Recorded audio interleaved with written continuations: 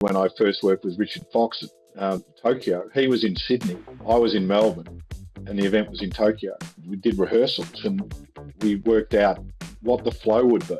We choreographed our commentary. And in Jess's final run, after she had a performance in her first event that she was unhappy with, and there was a lot of pressure on her, can she finally win her first Olympic gold medal? And he was so focused on her as the dad rather than the commentator that there was a period that felt like an eternity, but effectively it was just a couple of seconds. And to be in Versailles in Paris at that venue, tremendous. The Foxes were there, French background, and all of that was just ridiculous. And for Jess to win 2 gold and then Naomi to win the kayak cross was just ridiculous. And to be sitting next to Richard while that was all happening. Hello and welcome to the Sports Grad Podcast, the ultimate guide to make it in the sports industry.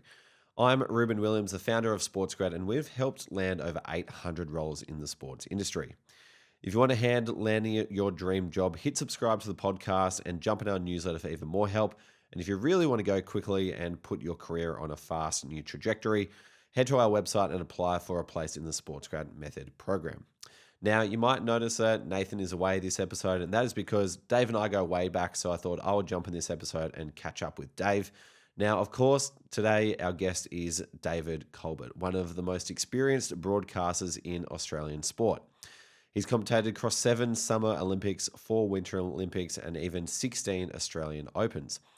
DC was the lead commentator for the Paris Olympic Games and Milano Cortina Games and has called some of the most memorable moments in Australian sport, including Jess Fox and Naomi Fox's gold medals in the canoe slalom, sitting alongside their father, Richie Fox. After a career as an elite long jumper where Dave represented Australia at the Olympics and collected silver medals at the Commonwealth Games, Dave got his break in media at the 7 Network back in 1997 as a reporter and producer, working behind the scenes on shows like The Games, Talking Footy and Sports World before going on to commentate the Sydney 2000 Olympic Games. So when it comes to how sports media actually works, who gets the gigs, what broadcasters are really looking for, and how a career in this space gets built from the ground up, there aren't many people better placed to tell you than David. We get into all of that, the first reps that matter, the habits and skills that make someone worth putting on air, and the practical steps you can take today instead of waiting to be picked. So if you're looking for a career in sports media, this episode is for you. On top of all of that, David spent 21 years building Jump Media and Marketing, a sports marketing and communications agency working right across the industry. And these days, he's also working for the Australian Olympic Committee as an alumni engagement manager, helping connect and support the Olympian community. Grab a pen and enjoy this chat with David Culbert. Hey guys, Ruben Williams here, founder of Sports Grad. We'll be back to the episode in just a second, but I just wanted to take a moment to tell you about the Sports Grad Method program, which has been helping people land jobs and major sporting bodies in as little as 14 days and doesn't require you to take out a massive debt to get started. If you are looking to make a jump into the sports industry, but nothing seems to be working for you right now, then why not apply for the Sports Grad Method program? Inside, you'll get given a proven playbook and a one-on-one industry mentor, as well as access to the Sports Grad network, plus much, much more, all of which have helped people land over 800 roles in sport. If you're ready to back yourself and fully go after your career and not let life get away from you and wonder, what if I'd only given that a shot? Then you're the kind of person who we'd love to work with. So head to sportsgrad.com.au/program and you can apply to join us. Dave Culbert, welcome to the Sports Grad Podcast. Thank you, Ruben. I'm a long way since your internship with Uni Ruse in Taipei, where we nearly killed you trying to eat dodgy street food. So I'm pleased to see you still upright. No, I'm very happy to be here. And you're right, this podcast is about, 9 or 10 years in the making after, I think I owe you for my first entry into being on camera, where you're right, you volunteered me for this Taste of Taipei series at the Uni Games over in Taipei. I'm not sure, can you remember any of the things that you put in front of me? Well, it would have been spiders and cockroaches and those sorts of things, and other stuff that, probably intestines of animals. And Jack Stevens and I there was no chance we were eating it. So that's when you roll out the intern who was enthusiastic, and so that was you. So no, it was good. And your what you've done in this space for the next generation of sports management and other occupations has been fantastic. So it's good to be here. Thank you. Well, yeah, I remember getting the job description for that internship, and I think at the bottom of it said other duties as required. I didn't think it would stretch that far, but it was good fun nonetheless. But very happy to be chatting with you and to hear more about your broadcasting career and everything else you've done to date as well. One thing we'd love to do to start off the episodes is ask a few quickfire questions to allow our listeners to get to know you a bit better. So first one for you is, what inspired you to pursue a career in sport? Watching it on TV, I think. I used to watch, I'm old, so as you can see by my collection of Olympic mascots and Commonwealth Games and World Championship mascots, etc., which is a strange pursuit. Something that I've collected since day one. Look, I grew up watching sport. I was in a sporty family. Um, the school mini Olympics and those sorts of things were something that always I used to like. There used to be a thing on, when you're watching TV on a Saturday morning called Olympic Minutes, numero uno, and little capsules of, with an old school voiceover of Olympic moments. And so that always inspired me. To be an athlete, working in sport, though, is a slightly different situation. And there's, a lot of pros and cons with that. If you go into business and work in non-sporting environments, you probably get paid better than you do working in sport, that's for sure. But you don't get to have the real world experiences, particularly if you're not, coming from the sporting background. Being a part of the major sporting events is pretty intoxicating. So, it was a natural progression. I went to the AS in Canberra. I studied sports management at Deakin in one of the very early intakes of the Bachelor of Business in Sports Management course when it was first starting. I worked at Vic Sport, Athletics Victoria, Athletics Australia, etc. So that's been my life. What was your first ever sports related paid job? Probably at Vic Sport. It was called the Sports Federation of Victoria back then, and it was a program to help athletes in the workforce. And so I worked at Vic Sport as a development officer, effectively running a thing called the Victorian Sports Experience Program. It was fantastic. So we would get Victorian sports. We would go to country areas. So we'd go to Gippsland or Bendigo or Ballarat for 3 days and run school sport experience programs. So we'd have the development officer from hockey and netball and athletics and football and baseball and softball and etc. and all come together. We would do this on Tuesday, Wednesday, and Thursday. We would tell our bosses that it was a whole week situation, and we'd play golf on Monday and Friday. And as soon as the kids went back to school at 2:00, we'd be straight to the golf course as well. So we'd have a week in country Victoria with a bunch of young sport development officers, many of whom have gone on to long careers in sport, and that was it. Fantastic. That's brilliant. Work smarter, not harder. Yeah. And you mentioned your study at Deakin. Have you done any other sort of learning or professional developments in a structured way after that? Not in a structured way. There's been a lot of professional development activities that have gone on, but no postgrad or any of those sorts of activities. A lot of learnings though from events and from a lot of people. And is there a book or podcast that you would recommend to people that you quite enjoy? That's a good question. I'm not a huge, sorry to tell you this, but I'm not a huge podcast listener, and I probably okay. I wish I did more of it, but I don't.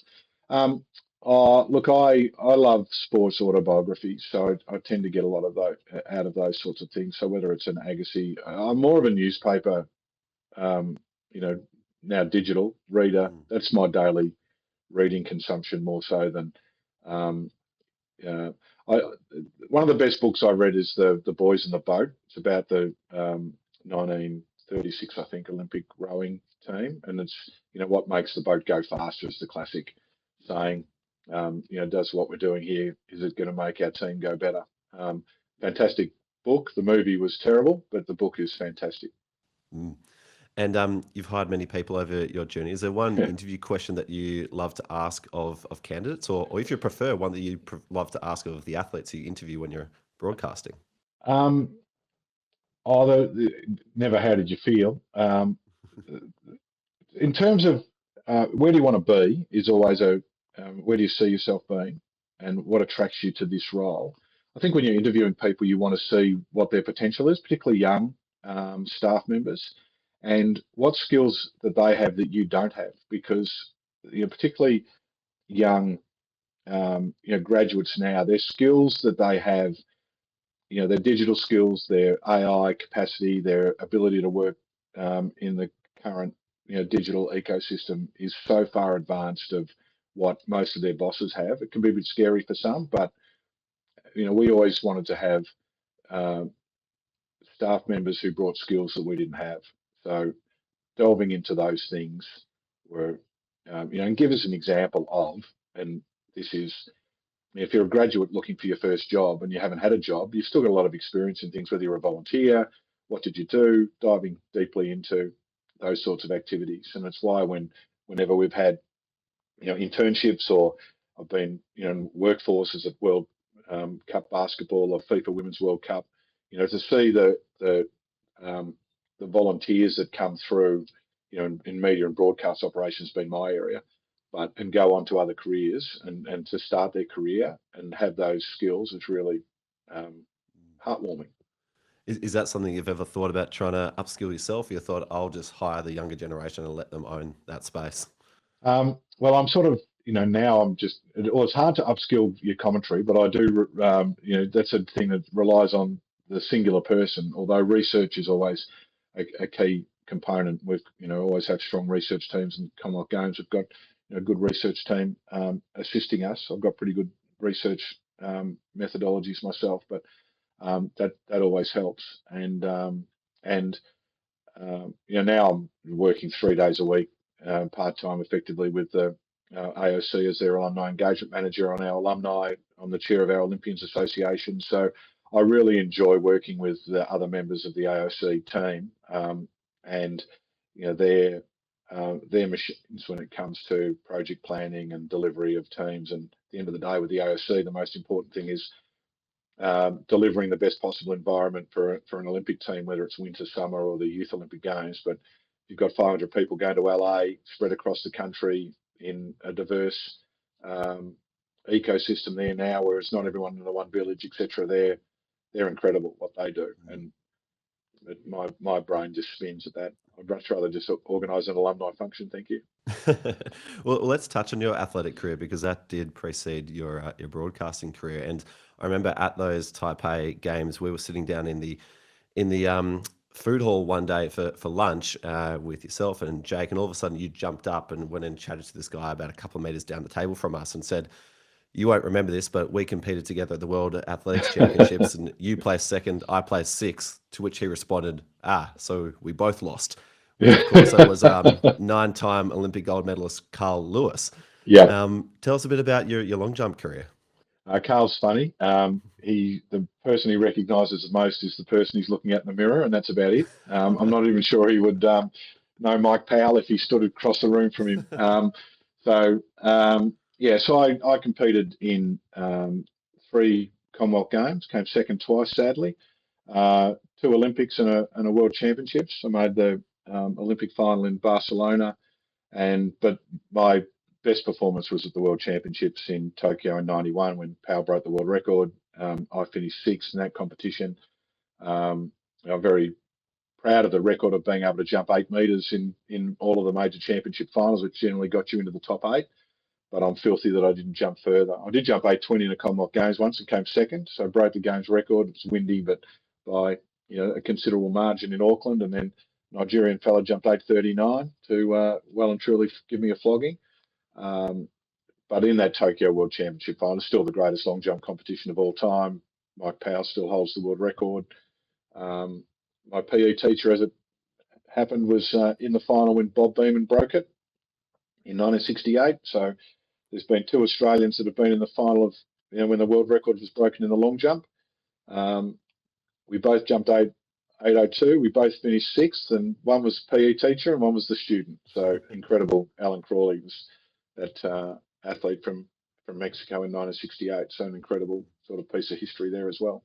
Was it him that introduced you to athletics and got? No, I did little athletics, and In those days, Little Ass was much more focused on the family fun and fitness rather than trying to be successful. Although I did compete, it used to be the under 12 Australian Championships, and I won that, which was ridiculous because I didn't train or anything. I wasn't, I didn't go, and I was the only athlete from the Victorian team and one of only two from that whole championships that went on to compete for Australia, which, I think remains an issue from, who cares how good you are when you're 10, 11, 12 or 15 even. You'd much prefer to have an international sporting career. But I played footy for a little bit. I played hockey at school. And it was just tennis, and I still play far too much golf. So I was always sporty. And Culbert's theory of sport is everyone tries to be the fastest, and if you can't be the fastest, then you move through the gears of being I tell Mona that he was a failed long jumper, hurdler, etc., etc., etc.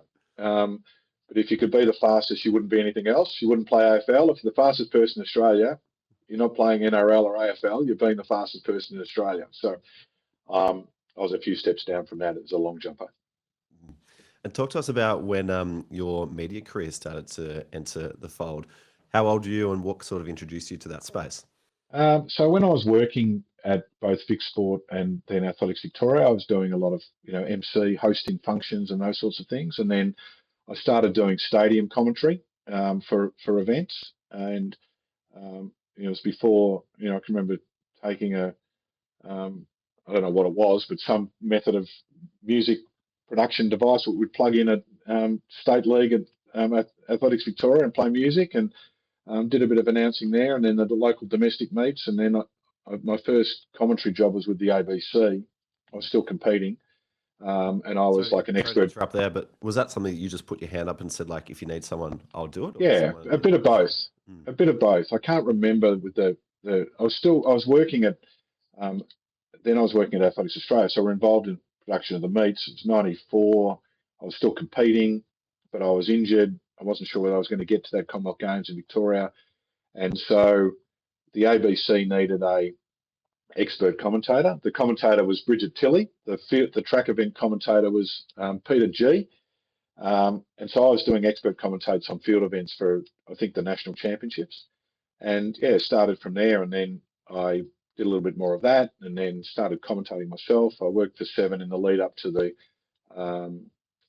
Sydney Olympics after a little bit of time working with international triathlon. And I produced and commentated some other sports. I did canoe slalom, the triathlon test events for the Olympics. And then at the Sydney Olympics, I became I did the triathlon with Greg Welch and Bruce McAvaney, because I knew, Bruce hadn't done triathlon. I knew all the athletes, and obviously Welchie was a legend. But I also did some indoor volleyball.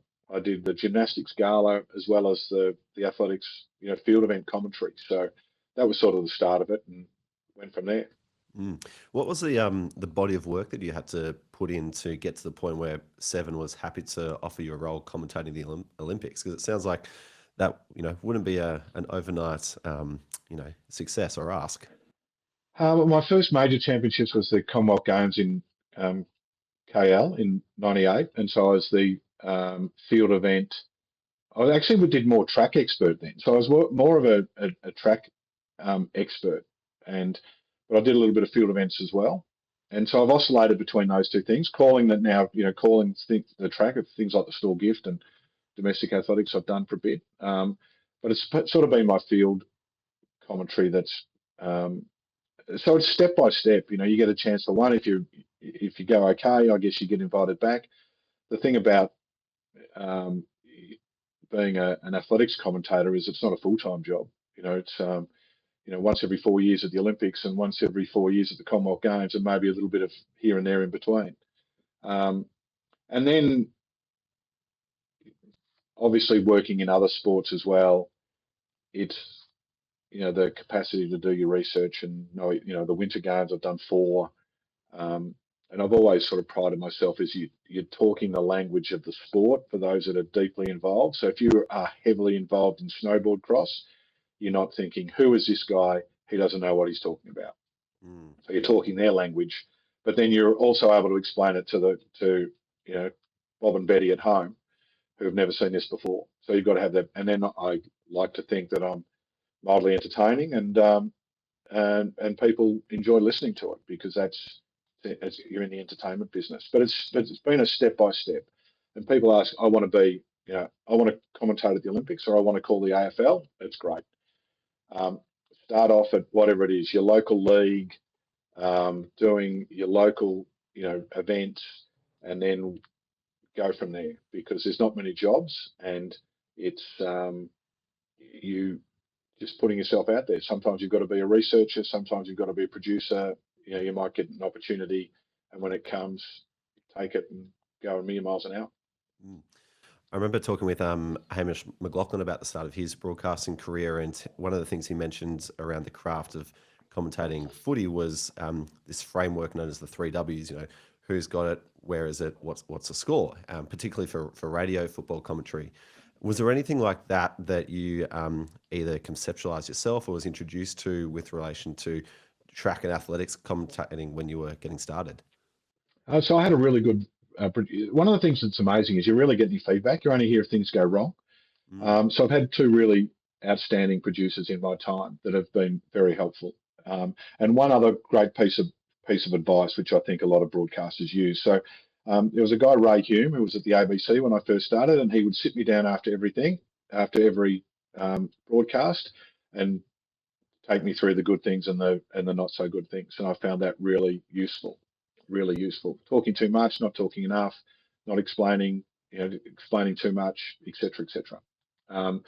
Andy Kay, who was the long-time executive producer of Olympics at 7, and he was the one that offered me the opportunity. He used to commentate the canoe slalom at the Olympics in Barcelona and Atlanta, and couldn't do it for Rio, and offered, because he was now the executive producer, and offered me that role. And I've been blessed to call Jess and know Amy and sit next to Rick Stewart at 3 Olympics. So he was amazing. And then there was a head of sport at Channel 7, Harold Anderson, who told us in one briefing that the best ad-libs are well prepared. And I think it's the best advice. Think of, your commentators will tell you that they don't have a rehearsed line. It's rubbish. If you don't know what you're going to say when Jess Fox is coming down the line, or when, jumping giants time to fly, when he's on the runway, you may never use it. And I've got a list of things that I may or may not say for Glasgow. I might get to use them, I might not. You don't crowbar them in, but when the big moment's there, when, the siren goes off in the grand final, if you haven't thought about what you might say, then you're not doing your job. And then the one other thing was Les Murray, the great Laszlo Urge, and pronunciations of names has always been something. If you don't try to pronounce names, and I do at tennis and, obviously a lot of athletics with European names, etc. If you don't get their name right because you haven't tried, then that's doing a disservice to the athlete. So those combinations of things have been really important.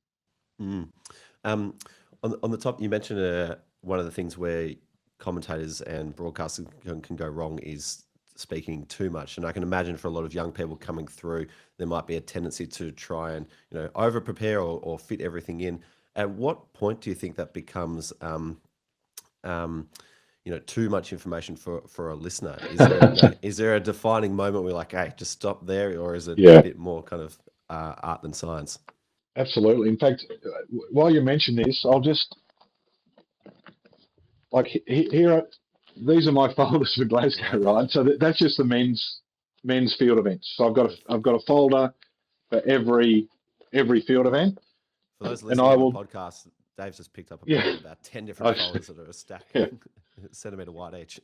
That's important too, that if you watch your medium. So if you're just listening and not watching, so that's and then it gets distilled down into effectively one page, but you know where you can find something. So there's the use, it depends on what medium you're commentating, obviously. If it's radio, and I haven't done a huge amount of radio, so radio is completely different. And Hamish is, I tend to think our AFL commentators talk too much. Now, that's not a criticism. It's just the style. When you compare it to soccer, football, for instance, when I'm just watching the World Cup recently, where a lot of the commentators just relentlessly, Williams, Culbert, McAvaney, Kennedy, we can see it.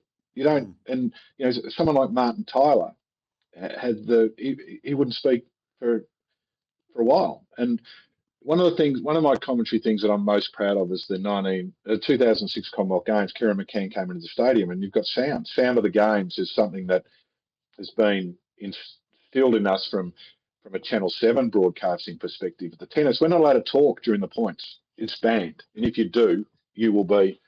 So once the serve is hit, do not speak.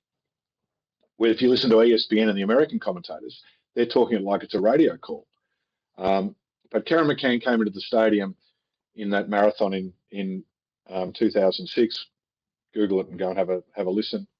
And I didn't speak for the best part of 100 meters. So she came into the stadium, listened to the roar, and Mona was next to me, and I put my hand on him and just, let's hold. And we didn't speak until she went through 200 meters to go, and then we picked it up again because the crowd was going bonkers. You didn't need to say anything. And the great irony, of course, is when Bruce's unbelievable call of Kathy when Jess Fox was coming down the river in a big moment. I can tell you what people at home are doing. They're not listening to the commentator. So effectively, you could not say a word the whole time, and it would make no difference until it comes to the highlights, and then the producers, editors, highlights packages, etc., would be blowing up deluxe because you didn't say anything. But effectively, in a lot of those really big moments, all you're doing is commentating for the highlights, because the people at home are on the edge of their seat screaming. Well, to your point, another broadcaster who I've chatted with is Simon Hill, who commentated the John L. Whistler penalty in 2005. And we started that interview by playing that moment back to him, and he said, I hate listening to that audio. He reckons it's one of his worst pieces of commentary he's ever done. And why? Because of Fozzie going off his nut as well, pretty much. Screaming and shit. Exactly right. But no one remembers the commentary because of what happens on screen.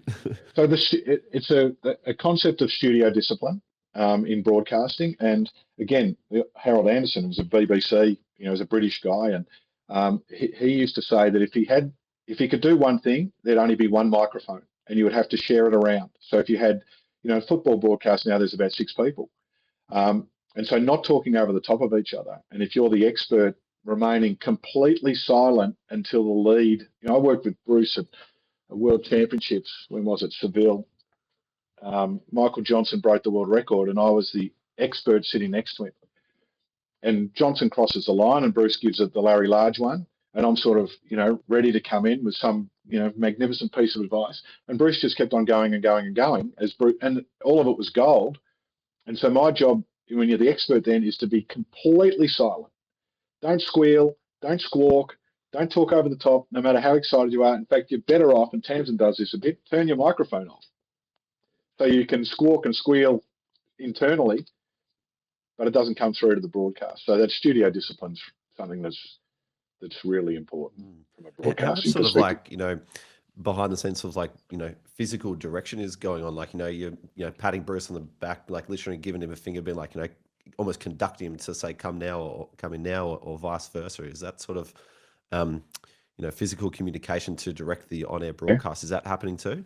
So a lot, and the teamwork there is really important. And when you're working with people for the first time, it takes a little bit to get used to that. You're like dance partners. You need to be in concert with each other. And, interestingly, when I first worked with Richard Fox at Tokyo, he was in Sydney.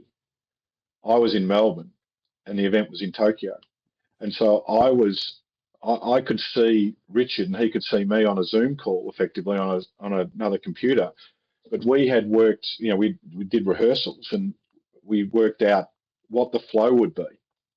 So, we choreographed our commentary, if you like. And in Jess's final run, after she had a performance in her first event that she was unhappy with, and there was a lot of pressure on her, can she finally win her first Olympic gold medal?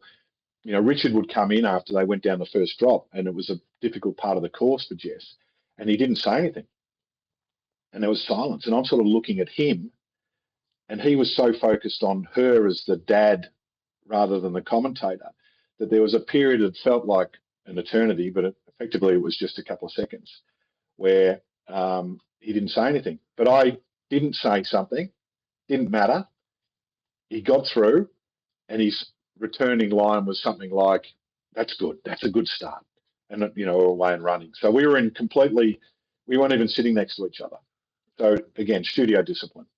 I do really love that dynamic, and having the texture of a father figure for those commentary was really beautiful to see. Oh, ridiculous. Yeah. But even hearing you talk about some of your early experience broadcasting canoe slalom in the 90s and how that kind of prepared you for, I'm guessing, some of your best ever career highlights commentating Jess alongside Richie.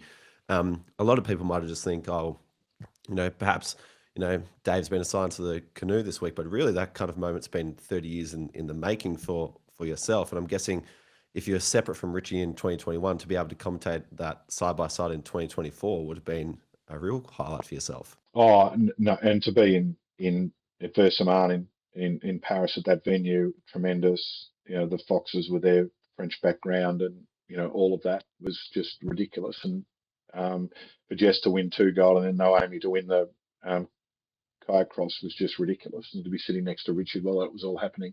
So yes and no. I would like to say, I'd love to have called footy. I called 2 VFL matches, and Dave Barham at the time said, that was great. I came in because Andy Marr wasn't able to do it, and I called him with Peter Donegan, who was a legend.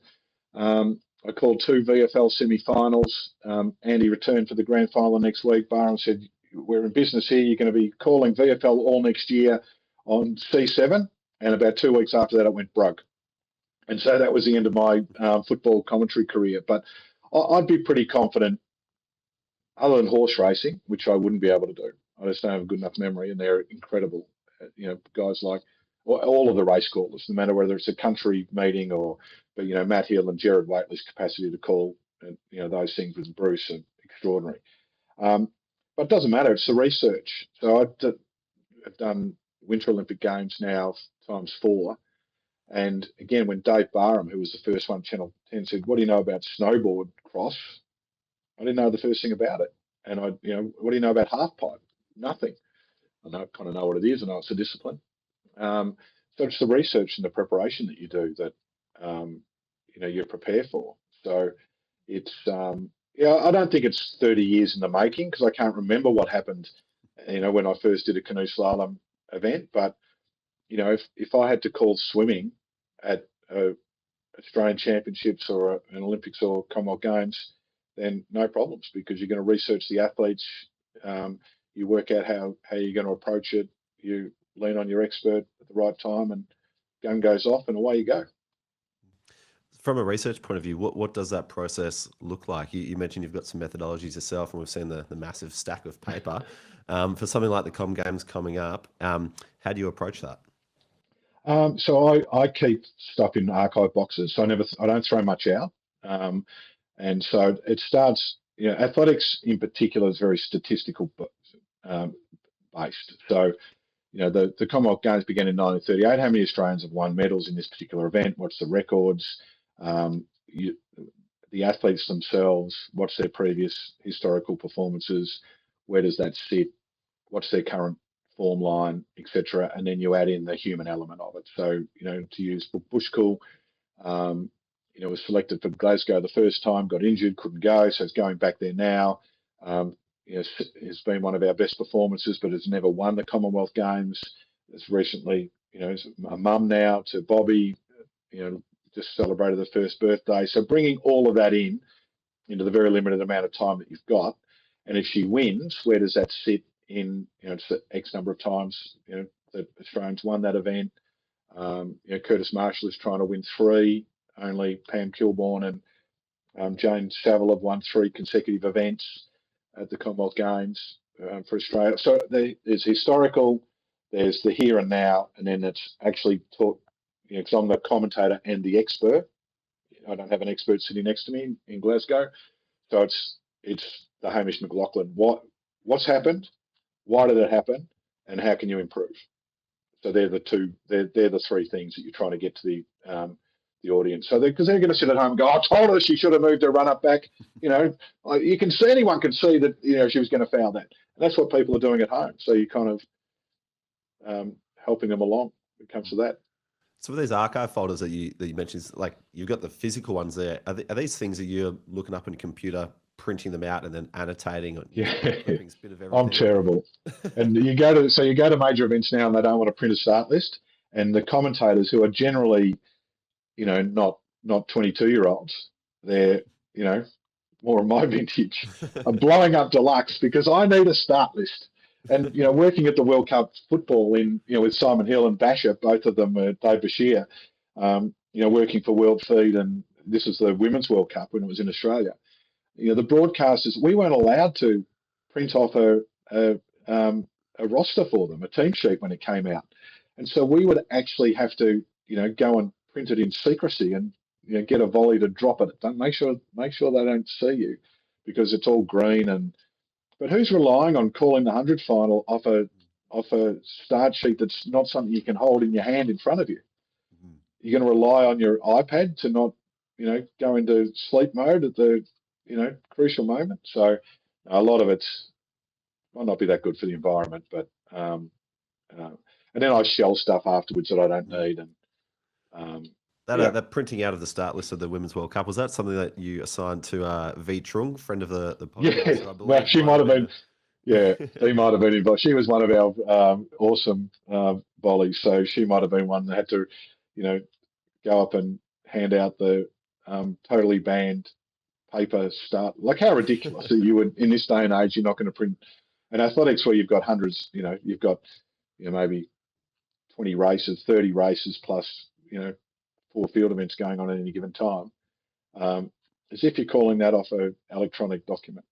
And you'll see that in the footy now. You see the behind the scenes photos where everyone's got their stats, and BT's goes a length width of the commentary box, and everyone's got their different style. And shout out to V, who's now flying at Channel 9 off the back. Yeah, awesome. Yeah, one of my faves. Doing a great job. What have you learned from other broadcasters and commentators from a research point of view over the years? So I won't name the ones that you learn that you actually have to do your research. So that's an important thing. So there's been some of those that just turn up, experts and otherwise. But people like Bruce obviously is the one that I've worked with the most closely, and his research is beyond. Part of it's just because of his approach. He would use 10% of what he's got at his disposal, but he knows where the other 90% is if he needs it. And so working out what to say and what to use, and not just crowbarring it in because you've done it. I know this, so I'm going to say it, is that's the art. And then there's, vocabulary and words you use. I've always like, I heard Steve Crawley at Fox talk about Matt Hill, and his capacity to talk about someone kicking the ball and describe it in 48 different ways is something that in a game that's happening all the time. In long form broadcasting, in marathon, it's your capacity to tell stories and bring. So it depends what you're doing. If you're calling the 100 final, then you want to mention a few names and get the winner right across the line. There's not much time for storytelling. But one of my approaches has always been to create a hero and a villain. So if you're sitting at home and you don't know anything about this, who should I cheer for? And why should I cheer for them? And I'd be pretty confident that if there was no Australians in an event, you would have the hero and the villain, and the outsider that we'd all be happy for if they get up and be happy to watch it. Is there a particular hero and villain scenario that you've enjoyed commentating on most from any particular event?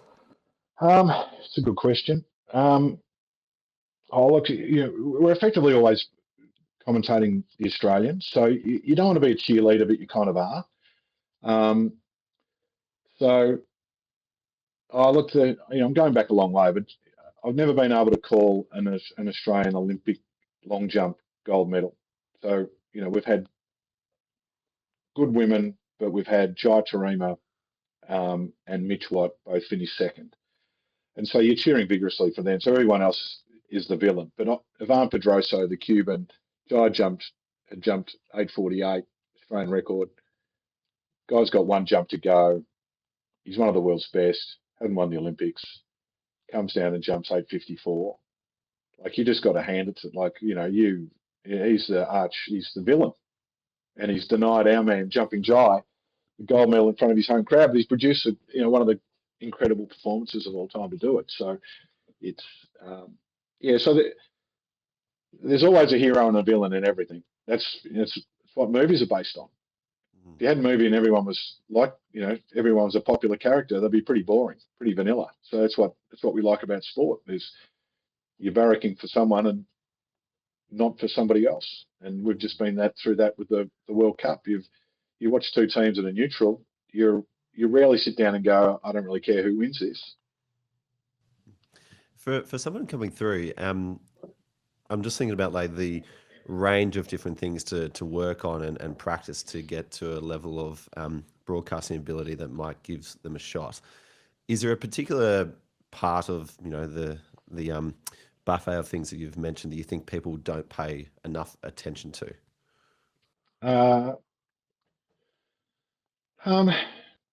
Possibly, but it's a jigsaw puzzle. So you've got to have them all working. So pronunciation, voice, how you use your voice, the onomatopoeia of it, of course. How you ebb and flow. If you're, I did a little thing before when we were practicing, doing our rehearsals for you. Can you imagine if you called the 50-kilometre walk like the 100-metre final? The way here in the 50 kilometres is going to be a really exciting race. I've only got a little over 4 hours to go. Williams is in front, followed by Culbert. Like, how ridiculous. Yep. Whereas if you called the 100-metre final, so if you call the opening bounce of a football match for a game that goes for 2 hours and starts screaming and ranting and raving, you've got to have somewhere to go. The storytelling, historical context, preparation, all of those things, pronunciations, use of experts, it's all a big jigsaw puzzle. And I don't think you can put one thing above all of them, but like all good things, the recipe comes together as the entirety of its parts, and that's the crucial bit. There's a couple of people I've seen coming through SportsGrad and around the traps who doing a lot of broadcasting at a local level and recording themselves, editing up on TikTok, Instagram, creating their own sort of like media channels to kind of share their portfolios of work. For someone who's in a position of bringing new people into broadcasting and decision making, does that sort of stuff have an impact on you and thinking this person is worth a shot? Yeah, so I'm not really haven't been in a position where you're employing enough other than at the Olympics where I've sort of been the audition guy for where I do sit next to former athletes who are doing auditions.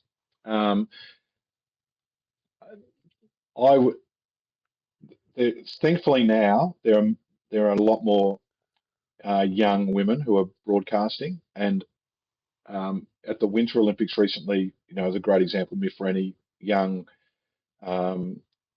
winter athlete who's been injured, wasn't able to compete freestyle. Incredible, and really, like, we had this weird sort of, she's the same age as my youngest son. So, it's like sitting next to one of your son's friends. Crazy, the difference in age group and what she was bringing to the table and the different approach. And it's so refreshing. I really enjoyed it. And so there's not enough female leads, and it's great to see the female leads in the AFL. Kelly Underwood's was the first and still cops an extraordinary amount of grief, but to see, people like Jess Webster doing her stuff there, there's still not enough at the Olympics, Commonwealth Games, not enough female leads. Netball's the only one for Glasgow. For the Olympics, can't think of one at the last Olympics. There should be more. So, so there, because that diversity of voice is really important, I think. And there's no reason why being a sports commentator is not a male-only pursuit. That's for sure. Are you aware of Emma and Lucy Race, who run the Yeah, program, yeah, Making the Call, and yeah, their pathway program? yeah, Mm.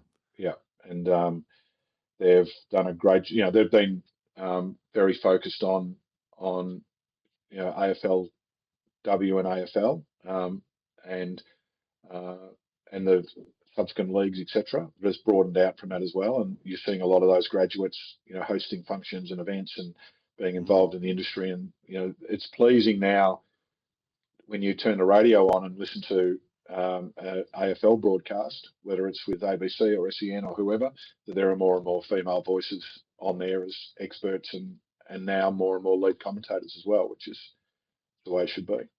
Mm. Not quite ready to give up just yet, but I would hope that when I finish, which will hopefully be in Brisbane, that the next lead commentator is in athletics is a female, not a male.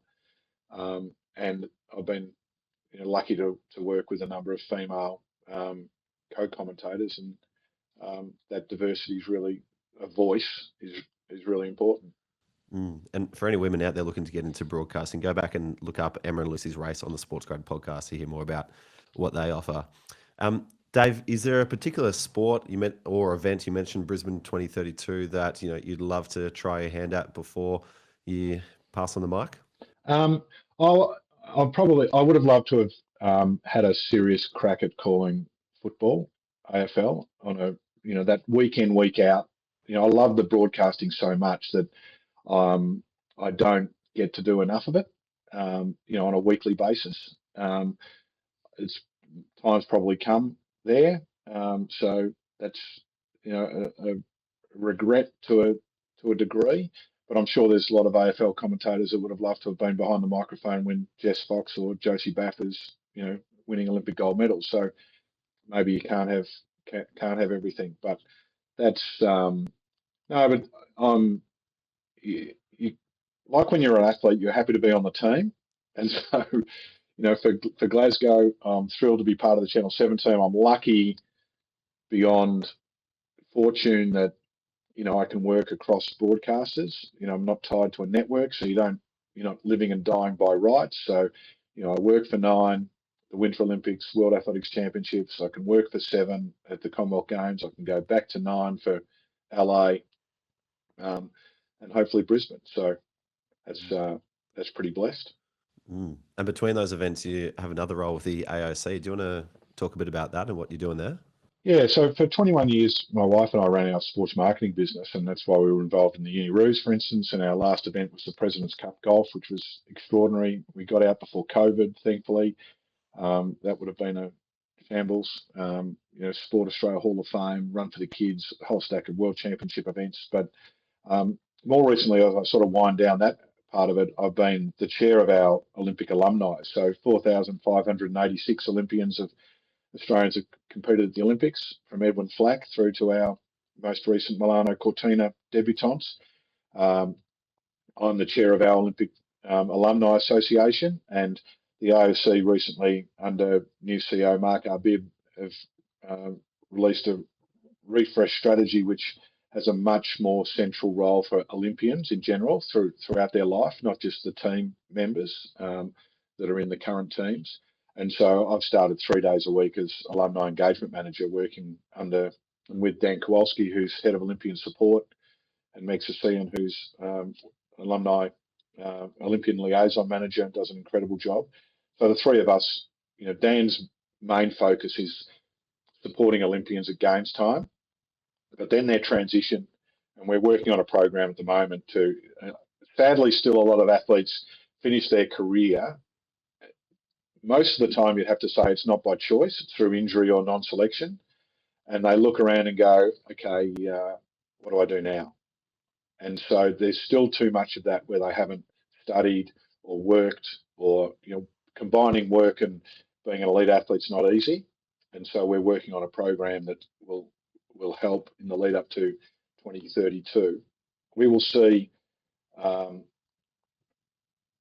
Jack retired, just last week, and it's only 2 years until LA. So why is what are the reasons for that? Everyone's got their own reason, but that will be more and more prevalent. We'll see more of it between LA and Brisbane. So athletes deciding whether they start a career, they start a family, um, do they retire, can they come back?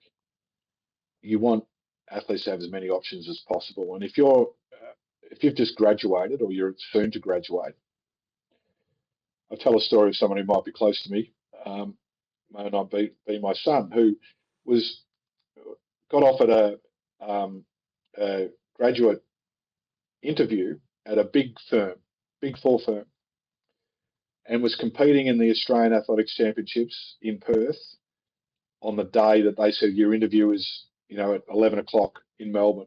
I'm at the National Athletics Championships. I'm actually trying to qualify for the World University Games. Too bad, you have to be here. Like, seriously, I should name and shame the business. I won't. I'll protect them. But what a disgrace that you would. So a lot of our athletes are in that situation, that firms and businesses want the expertise and the mindset and all of the things that our elite athletes bring, but don't actually want to help them. They don't really want them.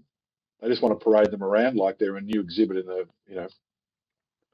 So there's still too much of that, and so we're going to work on trying to change that to help our current team members, and then the transition into retirement, and then beyond that as well, because athletes can be 5, 6, or even a decade behind the people that they went through their university courses with, because they're coming out at 32 looking for a first job rather than being at 22 looking for a first job.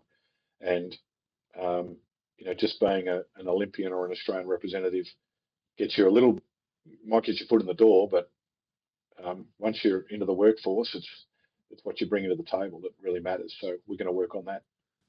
Well, it sounds like an important project, particularly with Olympic athletes who, don't get as much support or funding or sponsorship as some of your cricketers or AFL stars as well. Who do it really, like AFL teams do it incredibly well during their athletes' careers. They support, they use their networks.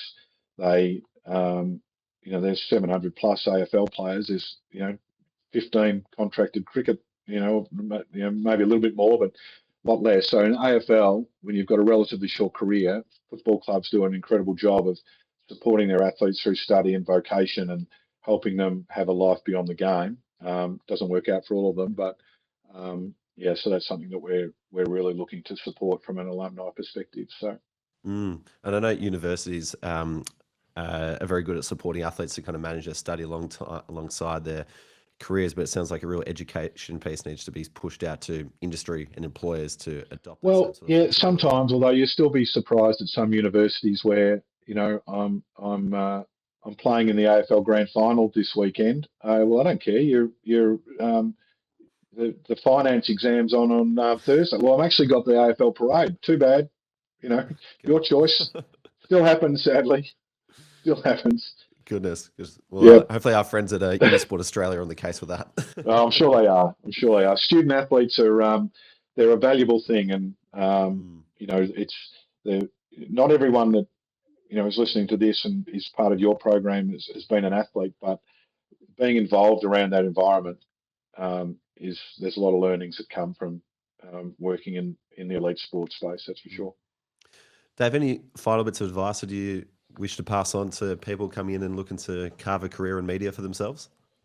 I'd go broader than just media, just in sport. That it's if you're on the sidelines of the great sporting moments, no matter what it is, it's pretty exciting. And there was Liv McMillan, who we worked with a little bit on the golf project. I saw posting about Ryan Fox's win. She works at the RNA and is involved in the Open men's and women's, and that's the career of being involved in those moments and those times is you can see from the background here of presidents. Well, if you're listening to the podcast, you can't see, but my background here is in my study where I've got memorabilia stuff, and from being involved as an athlete is one thing. To work at events like the President's Cup with the world's best golfers is it's just extraordinary. So follow that dream, but you got to start off at your state sporting organisation or your local club, and you can't walk straight into the press room at the Olympic Games and go, here I am. You've like an athlete, you've got to take that mindset step by step. Wonderful. Dave, thanks so much for giving up your time and jumping on the pod. And 9 years in the making, so I'm glad we finally got to Good one. do this. And you're still here. You're alive. You survived eating exactly cockroaches and snake guts or whatever it was you ate in Taipei. So well done. I remember the chicken bums specifically, and the chicken hearts. Hearts. I remember she had some chicken hearts on a stick. Yeah.